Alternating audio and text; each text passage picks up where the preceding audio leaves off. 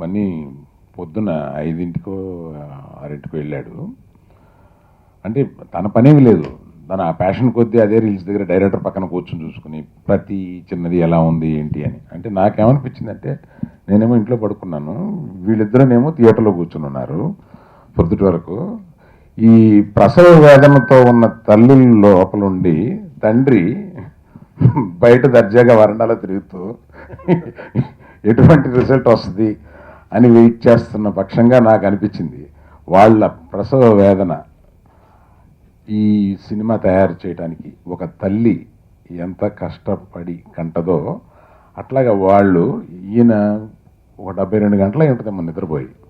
అసలు ఇంటికి ఎప్పుడు వెళ్ళాడు అని అడుగుతుంటే తెలియట్లేదు. ఈ పక్కనే ఎక్కడో ప్రసాద్ ల్యాబ్లో చిన్న సోఫా మీద 2 గంటలో పడుకుని మళ్ళీ లేచి కూర్చొని చూసి అతన్ని హింస పెట్టేసేసి, ఆ ఇంజనీర్ని హింస పెట్టేసేసి ఇవన్నీ చేస్తూ తిరుగుతూ ఉంటారు. అందువల్ల నాకు అనిపించింది అనమాట ఇందాక, హీరోది ఇతంది తల్లి పాత్ర, నాది తండ్రి పాత్ర. ఈ పిక్చరు మా హీరోయిన్తో సహా ఇది ఒక గొప్ప మాస్ ఫిల్మ్ అని, ఏదో సెన్సార్లో ఏ ఇచ్చారు దాన్ని యూఏ చేశారని, ఇట్లాగా రకరకాలుగా మీడియాలో ఉన్నాయి. ఒకటి చెప్పదలుచుకుని నేను కారులో వచ్చేటప్పుడు ఇవాళ ఏంటి చెబుదాం అని అనుకుంటే, ఈ రీసెంట్ టైమ్స్లో మీరు చూసిన మోస్ట్ స్టైలైజ్డ్ ఫిలిం రాబోతుంది. అంటే సాంకేతిక పరంగా తెలుగు సినిమాలు ఏమిటి మన హిందీ సినిమాలకి సరిసమానంగా సాంకేతిక విలువలతోటి రాదేంటి అని అనుకునే ప్రతి ఒక్క మైండ్కి this film is going to be that and it's an answer. అందుకని ఈ సినిమా ఇంత బాగా రావడానికి, అటువంటి స్క్రిప్టు అటువంటి ఇవన్నీ చేయడానికి బోయపాటి గారు కారణం అయినా కూడా ఆయన మాట్లాడమంటే వద్దు, మీరు ముందు మాట్లాడండి అన్నారు. బోయపాటి గారు ఒక స్టైల్లో సినిమా తీస్తారు, అది అందరికీ తెలిసిందే. అంటే ఆయన మామూలుగా ఏదైనా అక్కడ పెడితే అందులోంచి ఒక హీట్ రప్పించటంలో ఆయన గనుడు. ఎటువంటి దాన్నైనా ఒక హీట్లో చెప్పగలుగుతాడు. అటువంటి హీట్లో చెప్పే ఆయన బన్నీని 1% మిస్ కాకుండా నేరేట్ చేశాడు. ఈ పర్టికులర్ పిక్చర్లో ఆయన నేను గొప్పతనం ఫీల్ అయింది ఏంటంటే, ఆ హీట్ బన్నీని మింగేట్లా, బన్నీగా కనపడుతూ హీట్ లేపుతూ సినిమాని చాలా అందంగా టెక్నికల్గా చాలా సుపీరియర్గా, ఆయన తీసిన అన్ని సినిమాలు టెక్నికల్గా చాలా సుపీరియర్గా ఉంటుంది.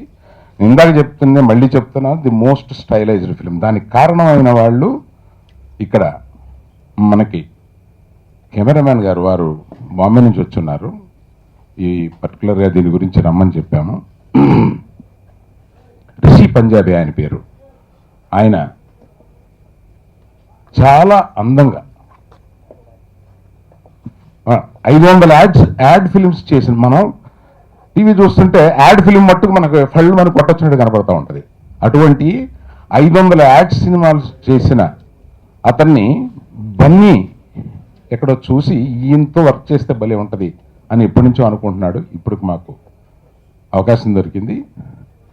అటువంటి అతను రాజీవన్ అని ఫిల్మ్ని ఏ కలర్స్లో ప్రజెంట్ చేయాలి, ఎలా ప్రజెంట్ చేయాలని డైరెక్టర్ తోటి, కెమెరామెన్ తోటి, కాస్ట్యూమర్స్ తోటి, సెట్ డిజైనర్స్ తోటి వీళ్ళందరితో మాట్లాడి ఫిల్మ్ని వీళ్ళందరూ కలిపి ఈ రకంగా ప్రజెంట్ చేద్దాం. ఈ డిస్కషన్స్ జనరల్గా తెలుగు సినిమాల్లో ఉండవు.